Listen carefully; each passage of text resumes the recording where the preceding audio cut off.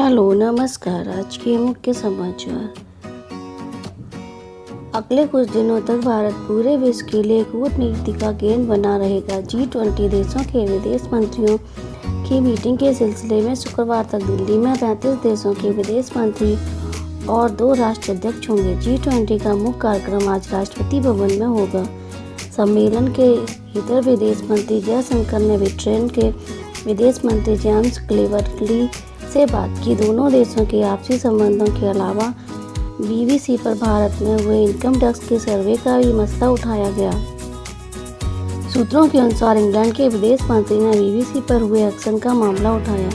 इस पर विदेश मंत्री जयशंकर ने कहा कि भारत में काम करने के लिए सभी को कानून का पालन करना होगा। पिछले महीने इनकम टैक्स विभाग ने BBC ऑफिसों में सर्वे अभियान चलाया था। अमेरिका, रूस, फ्रांस, चीन, जर्मनी और ब्रिटेन समेत कई देशों के विदेश मंत्री भारत की मेजबानी में आयोजित बैठक में हिस्सा लेने वालों में शामिल हैं।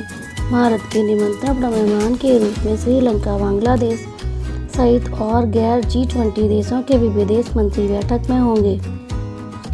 G20 देशों में US, रूस, चीन, Bharat, Argentina, Australia, Brazil, Canada, France, Germany, Indonesia, Italy, Japan, Korea गणराज्य, मैक्सिको, सऊदी अरब, दक्षिण अफ्रीका, तुर्की, ब्रिटेन हैं।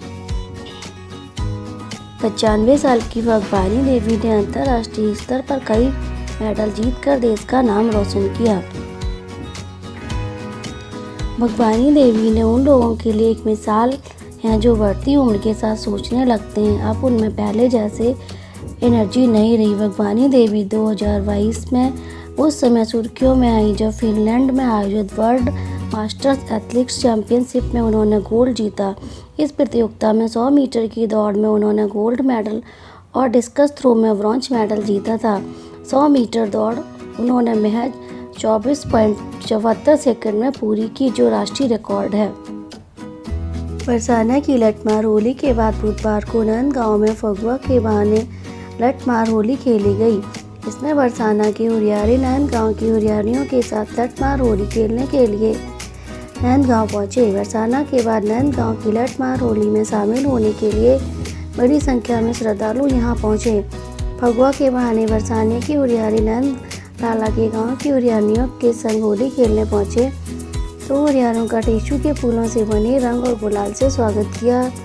बता दें कि बरसाना की हुरियारी फगुआ के बहाने नंदगांव की हुरियारियों के संग होली खेलने जाते हैं। बुधवार को नंदगांव पहुंचे हुरियारे सबसे पहले नंद बाबा बैठक के पास स्थित यशोदा कुंड पहुंचे। इसके बाद हुरियारी नंद भवन में पहुंचे, जहां उनका सामना नंदगांव के लोगों से हुआ और दोनों के बीच समाज गायन हुआ। इसके बाद रंगीली चौक पर 16 श्रृंगार कर होली खेलने के इंतजार में खड़ी हुरियारियों के पास अपने ढाल लेकर बरसाना से आए हुरियारे पहुंचे और परंपरागत लठमार होली खेली गई।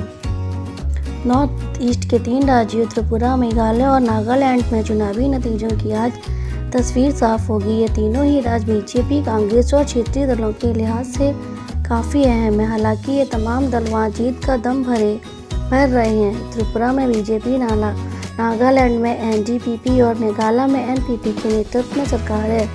मेघालय में पिछले चुनाव में बिप्लब देब के नेतृत्व में बीजेपी की सरकार बनी थी, लेकिन बाद में बीजेपी ने चेहरा बदलते हुए माणिक साहा को CM बना दिया। त्रिपुरा में बीजेपी को घेरने के लिए कांग्रेस ने लेफ्ट के साथ मिलकर चुनाव लड़ने की रणनीति पर अमल किया, लेकिन वहां हालिया बनी क्षेत्रीय पार्टी त्रिपुरा मोर्चा सियासी समीकरण बिगाड़ रही है।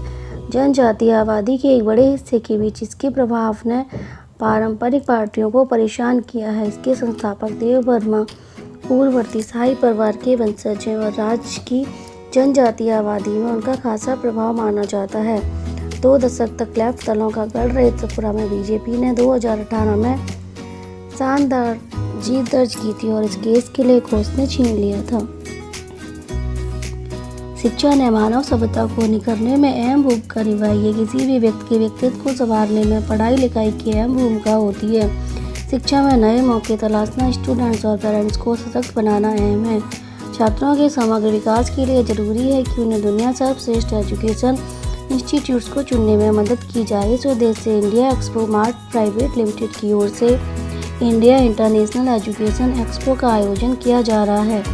यह आयोजन 28 से 30 अप्रैल 2023 तक ग्रेटर नोएडा के IEML में एजुकेशन एक्सपो में लगने वाला है। इस मंच से 200 से अधिक विश्व स्तरीय शिक्षण इंस्टीट्यूट अपने बेस्ट एजुकेशनल सिलेबस और अवसरों का प्रदर्शन करेंगे। यहाँ स्टूडेंट्स के पास एक से बढ़कर एक अवसर मौजूद होंगे जो उन्हें अपने भविष्य को सही आकार देने में मदद करेंगे।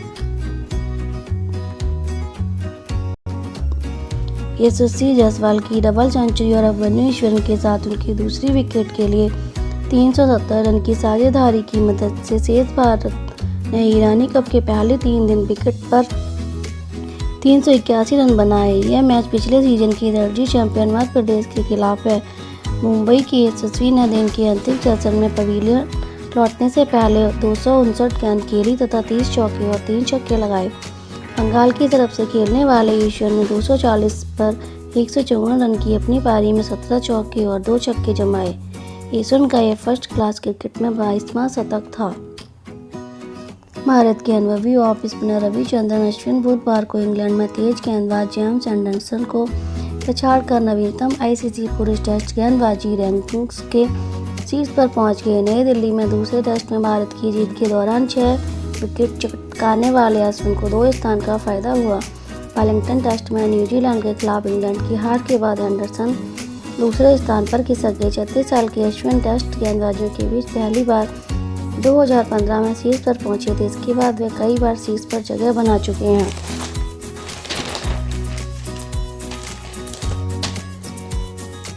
केंद्रीय कैबिनेट ने वायुसेना के लिए 70 STT-40 बेसिक ट्रेनर एयरक्राफ्ट लेने को मंजूरी दी है।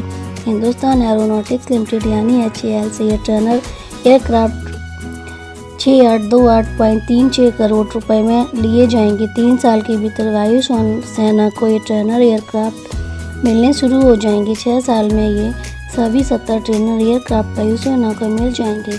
इनके आने से वायुसेना में बेसिक ट्रेनर एयरक्राफ्ट की कमी दूर होगी। पिछले साल अक्टूबर में डिफेंस एक्सपो के दौरान वायुसेना और HAL के बीच ट्रेनर एयरक्राफ्ट की इस डील पर दस्तखत हुए थे। वायुसेना के पास अभी ट्रेनर एयरक्राफ्ट 260 हैं जबकि स्वीकृति संख्या 388 की है। धन्यवाद। हमारे चैनल को लाइक करें, सब्सक्राइब करें।